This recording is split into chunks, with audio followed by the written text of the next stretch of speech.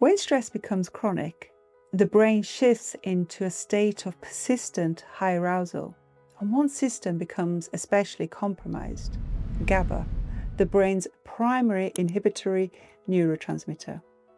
Let's look at what happens. GABA's role is to decrease neuron excitability and dampen neural firing across key circuits. Short-term stress doesn't damage GABA signaling. The issue is chronic activation of the HPA axis, the brain's stress command system linking the hypothalamus, pituitary gland and adrenal glands. And when this axis fires repeatedly, cortisol stays elevated for far longer than the brain is designed to handle. And people describe this state as having racing thoughts, feeling more irritable, more reactive, and having difficulty switching off.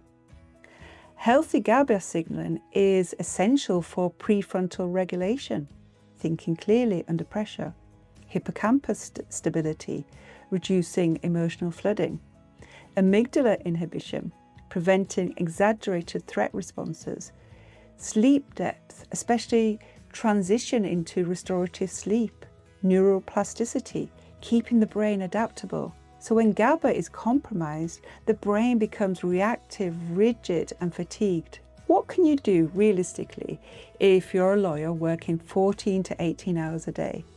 This is where most people fall into all or nothing thinking. When you're busy, tiny steps feel pointless, so you don't take them. But when your HPA axis is on overdrive, those tiny steps are exactly what could prevent a full system crash. Here are 3 GABA supporting micro habits that fit into even the most demanding day. Breathing out more slowly than you breathe in. You don't need to know lots about breathing. You just make your exhalation a little bit longer than your inhalation. 1 minute of physical transition between tasks, standing, stretching, just going out for a walk. A protected 10-minute unwinding ritual before you go to sleep.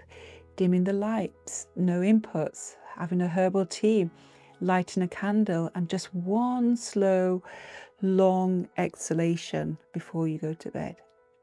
Add 1 GABA supporting food into something you're already eating. For example, a handful of nuts, a banana, some yogurt.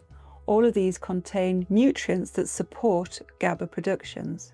These are small, almost unremarkable actions, but they are biologically meaningful, and they could be the difference between a system that copes and a system that eventually crashes.